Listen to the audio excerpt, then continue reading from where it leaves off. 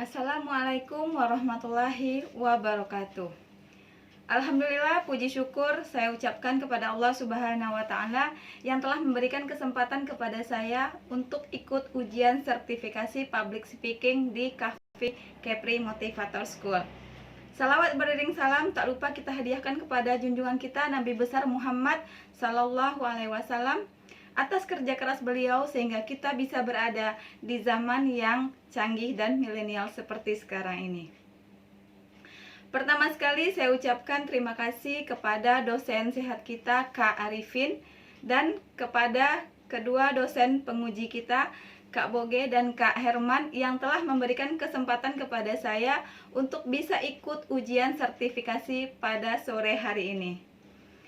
Pada kesempatan kali ini, perkenalkan saya Ruci Ramanda Deri untuk ikut mempresentasikan materi saya yang berjudul Kata Ajaib Itu Bernama Impian. Kenapa saya membahas masalah ini? Karena ada latar belakang yang memperjelas permasalahan ini. Kenapa? Karena kalau boleh kita reminder lagi ke belakang, bahwasanya dulu waktu kita masih kecil, kita sangat berani bermimpi, sangat berani. Jika ditanya orang, impianmu apa? Pasti dengan otomatis kita akan menjawab, impian saya mau jadi dokter, mau jadi penyanyi, mau jadi penulis, mau jadi pelukis, semuanya kita gambarkan dengan sangat baik. Tapi apa yang terjadi pada saat sekarang ini, kita tidak pede untuk menjawab itu. Ketika ditanya impian, malah kita dengan bingung. Saya nggak tahu impian saya apa. Nah, itulah yang akan saya bahas dalam materi kali ini. Saya lebih menitik beratkan kepada perempuan, emak-emak khususnya. Apa? Karena emak-emak sudah mengatakan bahwa impian itu tidak ada. Semua hanya rutinitas. Semua hanya tanggung jawabnya. Itulah titik permasalahannya sekarang. Karena apa? Semua orang berhak atas impian. Semua orang berhak atas bermimpi. Semua orang bisa mendapatkan impiannya. Hanya saja mereka tidak tahu cara-caranya. Pada sesi kali ini kita akan membahas semua itu dengan lebih detail. Tahu nggak kenapa impian itu disebut ajaib? Karena dengan bermimpi kita bisa menjadikan diri kita menjadi luar biasa, menjadikan diri kita unik, menjadikan diri kita lebih dan lebih lagi ketika kita berkarya. Ada tujuan yang ingin kita capai, ada langkah yang mau kita jalankan. Dan kenapa orang yang tidak punya impian itu disebut zong? Karena dia tidak tahu harus melakukan apa, targetnya apa, kedepannya mau apa, dia tidak tahu. Jadi itulah kenapa kita penting memiliki sebuah impian, karena itu yang akan membuat kita semangat dalam melakukan apapun. Jadi antara mimpi dan impian itu sungguh beda. Apa perbedaannya?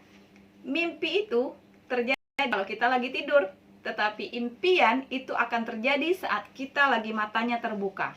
Jadi impian bisa dicapai ketika kita punya usaha. Jadi orang yang tidak memiliki impian itu dalam hidupnya akan merasa zong, akan merasa gagal. Dia tidak akan tahu apa yang dia tuju dalam hidupnya. Dia hanya akan berputar-putar, tidak akan tahu apa yang harus dia kerjakan untuk mencapai sesuatu karena dia tidak punya sesuatu itu. Banyak orang takut bermimpi. Karena apa? Dia takut kalah. Dia takut jatuh. Dia takut dan tidak pede untuk mencapai impiannya. Karena apa? Karena dia lagi-lagi tidak punya tujuan. Ya, saya melihat ke dalam slide yang ketiga bahwa untuk mencapai impian itu ada caranya loh. Ada tipsnya. Apa tipsnya? Ada metode SMART. S-M-A-R-T. Jadi S spesifikasi, M measurable, A achievable, R realita, dan T timely. Jadi untuk membuat impian ada 5 tips yang harus kita penuhi. Ada 5 cara yang harus kita lakukan. Yang pertama, impian itu harus spesifik, dia harus detail. Harus tahu maunya kapan, tanggal berapa, mau hari apa, tahun berapa, itu harus detail.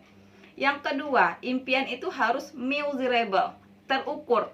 Jadi kapan mau dicapai, nominalnya berapa, jumlahnya berapa, itu harus measurable, harus terukur. Yang kedua adalah achievable. Apakah impian yang kamu tuliskan itu bisa tercapai atau tidak? Mungkin atau tidak, itu bisa kita gambarkan. Yang ketiga, sesuai realita. Jadi mungkin hari ini kita tidak bisa mendapatkan impian kita, tapi yakinlah suatu saat nanti kalau kita yakin itu akan tercapai, maka tuliskan impian itu. Yang kelima, ada timeline-nya, ada jangka waktunya. Jadi tidak bisa asal buat. Jadi untuk mencapai impian itu kita harus menuliskan jangka waktunya. Ada waktu yang kita tentukan. Oh, saya mau mencapai ini, nominalnya segini, bentuknya seperti ini, warnanya begini, ukurannya segini, dan saya akan mencapainya nanti. Saya yakin ini akan tercapai. Nah, itu adalah 5 cara yang bisa kita gunakan untuk mencapai impian kita.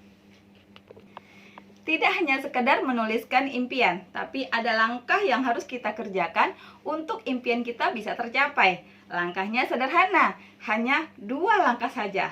Yang pertama, bekerja tanpa doa adalah sombong, dan berdoa tanpa kerja adalah bohong. Jadi itu adalah kunci pertama. Sedangkan kunci yang kedua adalah kerjakan apa yang kamu doakan dan doakan apa yang kamu kerjakan. Itu adalah 2 kunci yang bisa kita gunakan untuk kita mencapai impian kita. Dan itu adalah langkah yang harus kita kerjakan. Jadi bukan semata-mata kita menetapkan impian, kita diam saja, tidak. Tapi ada langkah, ada action yang harus kita jalankan. Dan lakukan langkahnya, itu ada prosesnya juga. Tidak ada yang flat atau datar-datar saja, pasti ada lika-likunya. Jadi dalam menghadapi lika-liku itu jalani saja. Jadi tidak usah terlalu terpatok dengan apa yang sudah kita tuliskan. Kalau misalnya kita sudah melakukan, ya sudah, lepasin aja. Biarkan alam semesta yang bekerja untuk kita. Tugas kita hanyalah action, action, dan action. Jadi tidak ada yang bisa kita paksakan karena semua sudah digariskan. Ketika kita sudah melakukan, tidak ada usaha yang mengkhianati hasil. Jadi itulah rangkuman materi saya pada sore hari ini. Semoga apa yang bisa saya sampaikan bermanfaat untuk semuanya. Terima kasih atas perhatiannya. Saya Ruchira Mandaderi mengucapkan Assalamualaikum warahmatullahi wabarakatuh.